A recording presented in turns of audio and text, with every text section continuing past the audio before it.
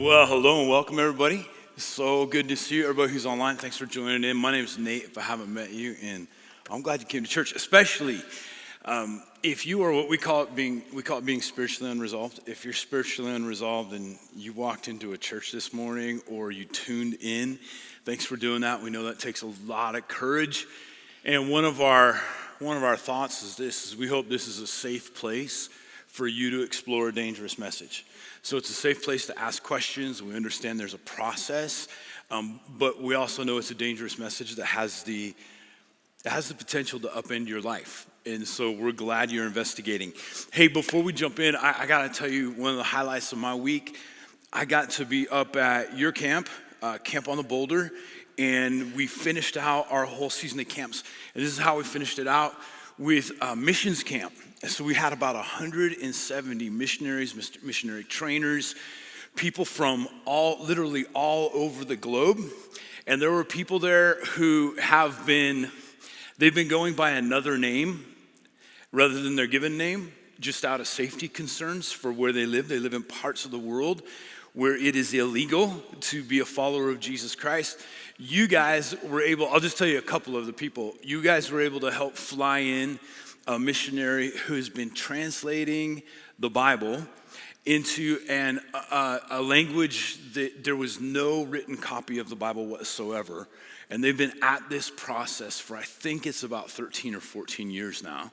And so they came in to share about what it means to translate the Bible and how the process. You were able to help fly in a missionary who's in the Middle East, and she's a young woman who is as courageous as they come. But all of them got together, and they're still finishing up this morning. So thanks for doing that. It was a beautiful thing, beautiful. So we're in this series, we're calling it Threads, and we're looking at the big themes that move throughout the Bible. For all of us, whether we're brand new to the Bible or veterans of the Bible, seeing these things that over thousands of years, the most read, most sold, most studied, most influential book of all time, what are the major themes that God has woven into this book? And here's what we're going to look at this weekend. We're going to look at the idea of remembrance and altars, okay, remembering. So altars, it's not something that we really talk about. You can still maybe hear somebody talk about a church altar, but altars in the ancient world, and especially throughout the Bible, are incredibly prominent. They begin at the first book of the Bible, Genesis, and throughout the Old Testament, there's this constant talk about an altar.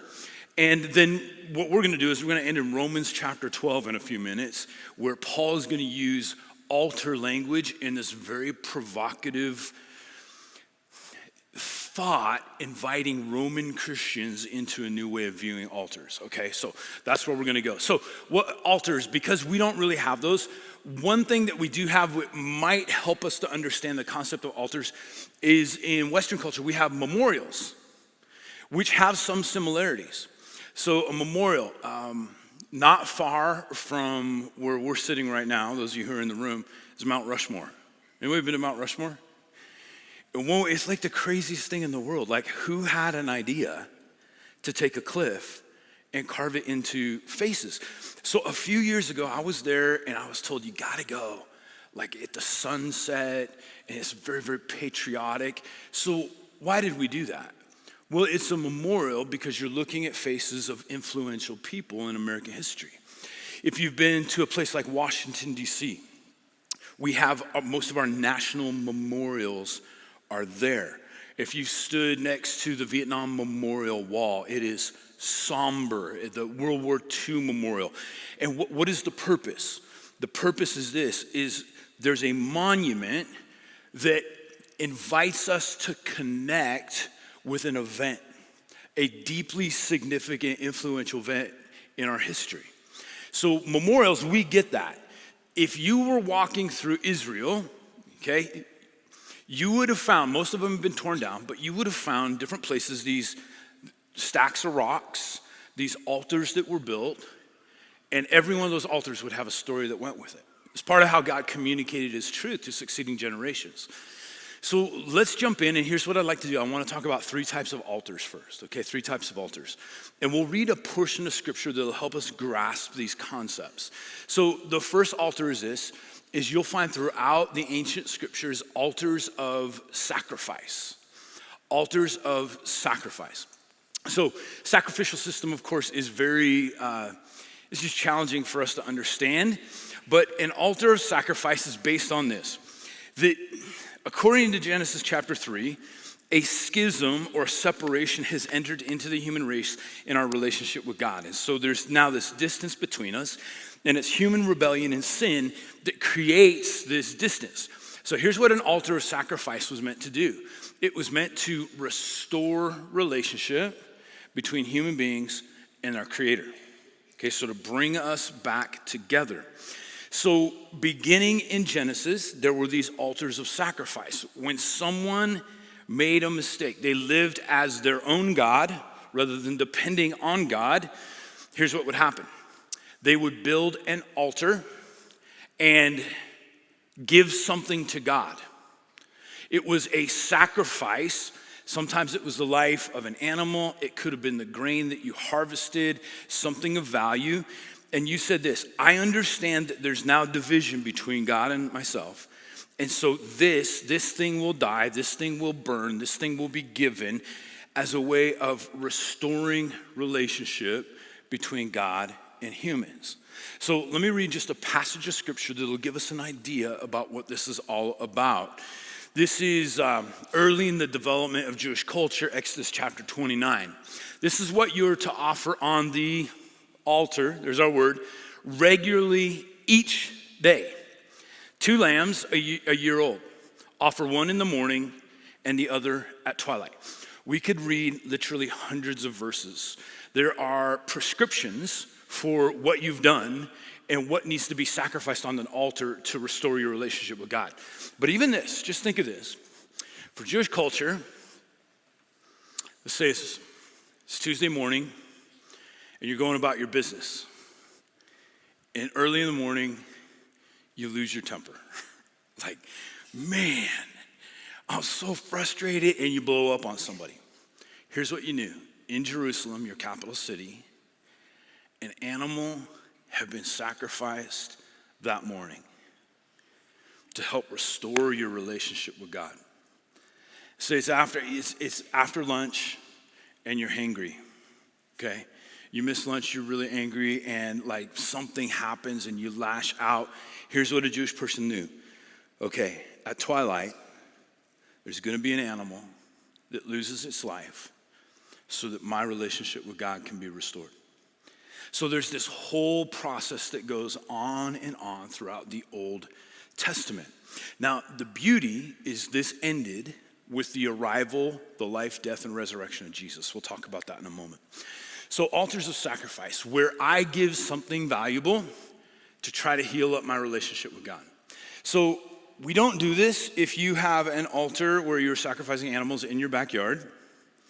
You're gonna get in trouble in today's world. Okay, it's not necessary. There's a much better solution out there.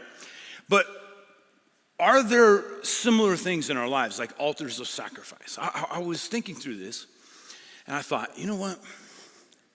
I've got a significant place where a sacrifice was made, and I could take you to that place right now.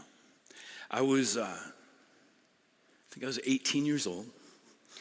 I was highly resistant to the idea of being a pastor. My father was a pastor, and for some reason, I just did not see that as my destiny. And when people in my dad's church would be, "Are you gonna be a pastor like your dad?" It would make me so angry. No, I am not, right? So I'm struggling with this whole idea, and I've got other plans for my life, of course. So I'm in this turmoil, this inner turmoil. I'm on a solo backpacking trip. I could take you to the canyon. It was outside of Colorado Springs in the mountains called Waldo Canyon, where I am there with God and I am wrestling through what am I going to do? What am I going to go to college for what I want or what people think God wants for me? And in this canyon, there was this moment, and I wish I could say I was more willing. I wish I could say it was easier, but I could remember the moment where I said, "Okay, God, I'll sacrifice my future plans to you." And I'm so happy I did. But it was this moment, and it brought healing between God and I, because I was running from something. There could be these moments when we're called to live out the radical words of Jesus, where you realize, I have been fighting. I've been wanting revenge. I was so deeply hurt. But you have this moment in this place where maybe God speaks to you and you sacrifice your right to revenge, your right to get even. And you're like, okay, God, you're gonna have to help me with this, but I'm gonna choose your path, the path of forgiveness. I am giving away my right to get even. I was, a couple weeks ago, I was doing a wedding, and I thought about this whole idea of, my hope is that 10, 20 years ago, from now, when that couple looks at pictures of their wedding, they remember that they came to an altar of sacrifice where they said vows like this: I will put your needs above my own. I choose to serve you. And 20 years from now, they could come to the same tree where we did that wedding, and it would be a moment where they remember, this is where I made a decision. I gave something up that was important to me in order to surrender something to God and to others. So these altars of sacrifice, of course, in the Old Testament, they're about giving away animals or grain, but we still do this. Here's the second type of altar. It's an altar of remembrance. An altar of remembrance. And this is more like our concept of what a memorial is like. So let me read a couple of passages, one from Genesis chapter 35 and one from Joshua chapter 4. Genesis 35, then come, let us go up to Bethel, that's a geographic place, where I will build an altar to God, who answered me in the day of my distress, and who has been with me wherever I have gone. And so Jacob, Abraham, it would go on and on. They would have these moments where God would show up and reveal something about himself. That he answered me, that he has been with me in my time of distress. And after an interaction with God, here's what they do. They'd find stones and stack these stones. And here's the purpose. That 40 years later, as they were walking by that place with their granddaughters and grandsons, that your granddaughter goes, hey, Grandpa, what's that stack of stones? And you answer this: this is where God met me in my time of distress. And you tell a story about who God is, how he has provided, how he loved you in the midst of your failure. And you say, at this spot, I built this memorial so generations after me would come and see and remember and learn the lessons. So it's about storytelling, okay? Storytelling. Now, as I get older, I'm a little bit concerned about my storytelling. I come from a long line of men who tell the same stories over and over and over again, right? You know anybody like that? Like, I love my grandpa's stories, but there were about 25 of them. And he just passed away a few years ago in his 90s. So I heard the same stories hundreds of times, right? But the point of storytelling is this, is you can build an altar of remembrance where you tell a story about God's provision to another generation that allows them to build faith in their time of crisis. So I find that, like, throughout life, I have these moments, these altars of remembrance. I could take you to Eugene, Oregon, where I was, Jenny and I were probably 25, 24 years old, and we had this crazy dream to build a church on the University of Oregon campus, which is like, that's crazy. It's like Berkeley, right? I mean, it's just a nutty place. And through these series of events and being prayerful, this $2+ million sorority is sold to us for $600,000, and we have 30 guys and 30 girls living on different floors, and we have 400 or 500 young adults coming to services. I could walk by and I could point that building out to you. It's still there. It's called the Onyx House. And I would tell you, that was a miracle. And after that experience, here's what I learned. I learned that if God asks you to do something, he will provide what is needed. And it has built faith in me from that point forward. So an altar of remembrance is where you experience something of God. And it reminds you every time you see it. God is the God who forgave something that I didn't think could be forgiven. I put something there to remind me and to remind the generations to come. God is the God who told me that I do matter and he cares and he is intimately involved in this life. Now, there's one other altar of remembrance I love to read about. So this is, here's the context. People of Israel been in bondage as slaves in Egypt for 400 years. They've wandered for 40. They are ready to cross the Jordan River into the promised land.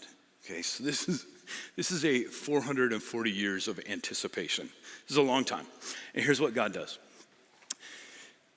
Each of you is to take up a stone on his shoulder. So here's what God's gonna do. Jordan River's at flood stage. God is going to open up the Jordan River so they can walk through. And God says this to 12 leaders from 12 tribes. I want each of you, you're in the middle of the river that's now dry. There's a wall of water. I want you to pick up a big stone that minutes before had been covered in a torrent of water. So you're gonna pick up this stone, put it on your shoulder according to the number of the tribes of the Israelites to serve as a sign among you. In the future, when your children ask you, what do these stones mean? Tell them that the flow of the Jordan River was cut off before the ark of the covenant of the Lord. When it crossed the Jordan, the waters of the Jordan were cut off. These stones are to be a memorial to the people of Israel forever. So they cross, they put these 12 stones, stack them into an altar, and then for generations, when you're wondering, like, is there a way out of this mess? Will God ever be faithful? Will he ever come through? Take them to the stones and tell them the story of 400 years of slavery and 40 years of wandering and tell them this place right here, God opened up the Jordan River. He allowed us to step foot into the land that we had promised, and those 12 stones used to be underwater. It's a memorial. It's a way to remember. It's the ongoing storytelling. So if you're a teacher, we'll have, 500 to 800 kids in this church on a weekend. Part of what we do is we tell them the stories, memorial stories, so they can begin to absorb what faith is. A few weeks ago, I got to go to Southeast Alaska with some friends here from the church. And where we were at, there's several native tribes, and they have this tradition of totem poles. They're fascinating. So I had a brief conversation with an indigenous man, and he told me, he goes, here's what the totems were. Each clan had a different totem, and we used the totems to teach values to our children. So at totem, it could be, the top is an eagle. And so you would tell the generations, our people, right? We have like the eyes of an eagle. We're perceptive. We see everything. And then underneath that is a bear. Our people, we're fearsome and we're unafraid. And you are a courageous person because you were born into this clan. And below that is a salmon, which represents endurance. We'll swim upstream. We can change environments. And the whole idea is this, is you're transferring values to future generations. And long before that happened, the Bible said, part of your job and my job is to tell stories, to build altars of remembrance, to transfer faith and hope to the people that come after us. So oftentimes this is what I find. Some people say, hey, Nate, can I get counseling from you? And I'm like, no, I am the worst counselor in the world. I wouldn't come to me for counseling, so I would never have you come to me for counseling. But I will talk to you, and I'll tell you stories. I'll tell you stories of people I know who have been stuck in the same cycle of addiction for decades. But let me tell you the end of the story. Let me show you the rocks. There was a couple who there was no way they could ever heal the fracture in their marriage. But let me tell you the story of a miracle God did in their lives. Oh, you're having a problem with your kids? I get that. Let me tell you a story about a God who faithfully works with kids. And even though they're driving mom and dad crazy, this God somehow always comes out on top. He wins in the end. So there's stories of remembrance. Here's the third type of altar. And this one's a little bit different, but it's altars that need to be torn down. Altars that need to be torn down. So here's the challenge. Altars to God, either altars of sacrifice where human beings give something up to God, or altars of remembrance where we commemorate something that God did, were not the only types of altars in the ancient world or in the Jewish perspective. When they came to the land of Israel, it was already inhabited by a group of people known as the Canaanites. And the Canaanites were a fearsome group, probably in the history of the world, one of the more bloody, violent groups of people that we've ever seen. They worship two main gods, a god of Baal, B-A-A-L, and a female goddess, a goddess of fertility, Asherah. And in both of these religious practices, human sacrifice is common. Okay, these are violent forms of worship. So when the people of Israel, the Hebrews, come into the land, there are already pre-existing altars all throughout the land. And here's what the Canaanites did, is they would build on a hill, any high place where there's elevation, they would build an altar to Baal or to Asherah. And human beings would be sacrificed in these places. Things that we would consider deeply criminal would happen in these places, especially with the fertility goddess. It was horrific. And so when Israel comes in, here's the first thing, one of the very first things that God tells them to do.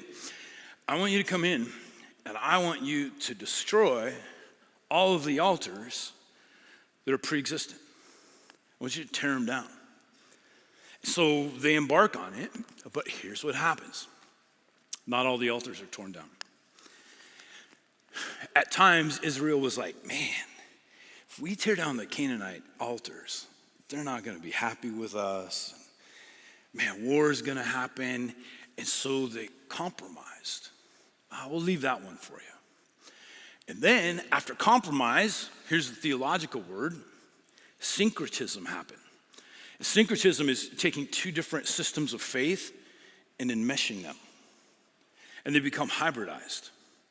So if you continue to read through the Old Testament, there are these prophets, and a lot of times what the prophets are saying is this: you have to tear down the altars to the other gods, because it is creating compromise in your life. If we went back to the Decalogue, the 10 Commandments, the first 3 commandments are about put God first. And you can have no other God beside him. That God by his very nature is jealous for our affection.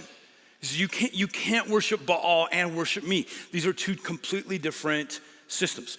So let's read a portion of scripture. This would be now many hundreds of years later after they come into the promised land. But there is a man named Gideon, and Gideon is being chosen to help free his people from an invasive tribe known as the Midianites. And God is going to tell him, here's what you have to do. You got to tear down the altars. Let's read this together from Judges chapter 6. That same night, the Lord said to him, to Gideon, take the second bull from your father's herd, the one 7 years old. Tear down your father's altar to Baal. So his father is syncretized, right? His father is worshiping Baal, and cut down the Asherah pole. This is the fertility goddess beside it. Then build a proper kind of altar to the Lord your God on the top of this height. Using the wood of the fire of the Asherah pole that you cut down, offer the second bull as a burnt offering. So here's what God tells them to do. I want you to cut down that Asherah pole. I want you to knock down that altar to Baal. I want you to use the Asherah pole as the fire. And I want you to build a proper altar to your God on top of, this is very significant, you build it on top of the altar to Baal. You were saying this in your mind. There's not like Baal and God. You were saying it is God, Yahweh, and him alone. And I want you to burn up that sacrifice by using the altar, the pole to Asherah. We're gonna make a definite decision. So here's what this altar of remembrance is. That needs to be torn down. It is an emphatic no. That is ending. So how do we do this in our lives, right? Because chances are you do not have an Asherah pole in your neighborhood, right? Here's the whole idea about idols. An idol, it's not just an altar to Baal or an Asherah pole. It's anything that I put my faith, my trust, my hope, and my security in, other than God. So when you define altars and idols that way, we can put our security, our identity, our faith, all of that, we can put it in what? Money? Our career? Put it in our reputation. You could put it in another human being. That I find my security in someone else. And when you biblically define idols that way, you realize, oh my goodness, I am constantly vulnerable to worshiping something other than God. I look to my own financial prowess or my savings account to have security. And if my faith is in my finances, what happens? Money can become an idol like that.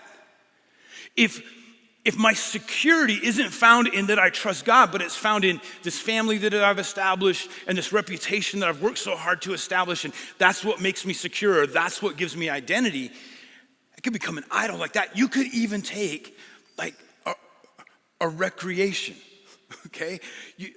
I'm a golfer, I'm a fly fisherman, whatever it might be. And you're like, this is where I find security. This is where I find identity. And if you're not careful, you begin to trust in that over God. And so here's what we need to do in our world is you have to constantly be involved in tearing down idols. So I'm gonna build altars of remembrance, and I'm gonna build altars of sacrifice where I give things to God. But I simultaneously have to be guarding my heart and my life where I begin to put my trust in something other than God and finding ways to tear it down. Western culture, sexuality can be a powerful idol. Tear it down. My love of money can be a powerful idol. God says, tear it down. Learn to trust me. There are so many things that we trust in other than God, and those idols need to be torn down. Okay, altars of sacrifice, altars of remembrance, altars that need to be torn down. Now, when we move to the New Testament, these are the books that are written about the life of Jesus and after the life of Jesus. There's almost no mention of altars. It's very different. In our threads, we find these things that move all the way through. And here's the reason. One, there was one sacrifice. This is how the book of Hebrews puts it. There was one sacrifice, one time, that paid for all sin. And that was Jesus. That this whole idea of how do we restore the relationship between human beings and their creator, Jesus said, I'll do it. I'll live the life they couldn't live, and I will take on myself the penalty, and no more sheep or pigeons or whatever need to die. That when Jesus lives this perfect life and he dies as an act of profound love, it brings human beings together. It takes care of sin. It is done once and for all. So nothing has ever needed to be sacrificed to deal with sin since the moment Jesus yells out on the cross, "It is finished." It's over. Now, Paul in Romans 12, writing to a group of, these are Romans. This is the biggest city in the world. Most scholars think over 1 million people in the city of Rome when Paul writes this. It is the heart of the Roman Empire, and there's this emerging group who are disciples of Jesus. And Paul writes the church of Jesus in Rome this letter, and in chapter 12, here's what he does. He brings in altar language. This whole idea of an altar. And he's going to ask them to start, hey, you need to start making sacrifices for your sin. Nope, that's been dealt with. He talks about that in the book of Romans, that Jesus, he did away with it. But he is going to use incredibly provocative altar language to ask them to live in a really unique way. Let's read this together. Paul's altar language, Romans chapter 12. So here's what I want you to do. By the way, we're going to read this from the Message. It's a transliteration by Eugene Peterson, who was a Montanan, just passed away not long ago. Here's what I want you to do. God helping you. Take your everyday, ordinary life. You're sleeping, eating, going to work, and walking around life, and place it before God as an offering. Okay, let's pause here for a moment. Okay, so Paul uses this altar language, and he's not saying, I want you to bring your gold or your silver or your animals. He says, here's what I want you to give God as a sacrifice. I want you to give the mundane aspects of your life. What you eat, how you sleep, your relationships, your vocational life, no matter how boring it might be, your recreational life. He says, no, this is what we do in response to a God who's paid the price, who's taken care of sin. What do I have to give God now? He doesn't want just my talents and skills.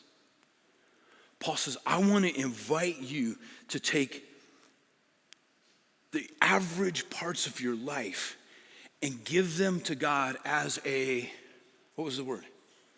An offering. An offering. You know what happened with offerings on an altar?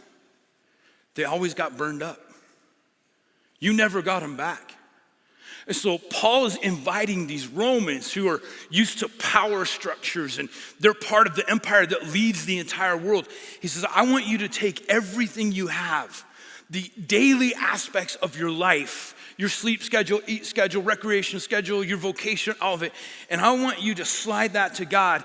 And I want you to say this, God, I'm not trying to pay for anything because you already paid for it. But I am choosing to surrender my life as a sacrifice to you. That you, Lord, have access to my vacation time, to my bank accounts, to my dreams, to my past. I take my hurts and my wounds, and rather than me trying to fix all of them myself, here's what I do. I understand the concept of altar, and I'm sliding it all to you, and I'm saying, God, it's yours. I don't know what to do with it. I need you to work through the pain in my life. I need you to alter some of my visions and my values, whatever it might be, everything, my sexuality. God, here it is. I surrender it to you. NIV translates it this way. I want you to offer your bodies as living sacrifices. I love that phrase, living sacrifices. Because what's the problem with a living sacrifice? It constantly wants to wiggle its way off the altar. Right? Like, okay, here it is, God. Actually, that's kind of uncomfortable, right? So you just constantly, this isn't a one-time thing. This is waking up in the average day of my life and saying, here it is, God. So here's a practice that I've tried to put into place. I don't know about you, but like my phone, if I lost my phone, I'm in trouble. So my schedule's on there. My phone would represent the relationships in my life. My phone would represent my work life. And here's what I try to do in the morning. God, here it is. This is the things I'm anticipating with excitement. These are the things I'm dreading. And God, this day is yours. And this phone probably represents my life better than anything else in the world. And I'm asking you, would you fill it? Would you invade it? Would you take it? Would you enhance it? Would you challenge me? Like, it's just yours. I am not my own God. You are my God. And that's what Paul's inviting them to do. We'll go on. Embracing what God does for you is the best thing you can do for him. Don't become so well adjusted to your culture that you fit into it without even thinking. That's just, we slide into. This is what everybody does. This is how everybody views the world. Instead, fix your attention on God, and you'll be changed from the inside out. He uses a Greek word here, metamorphao. We get our word metamorphosis from that.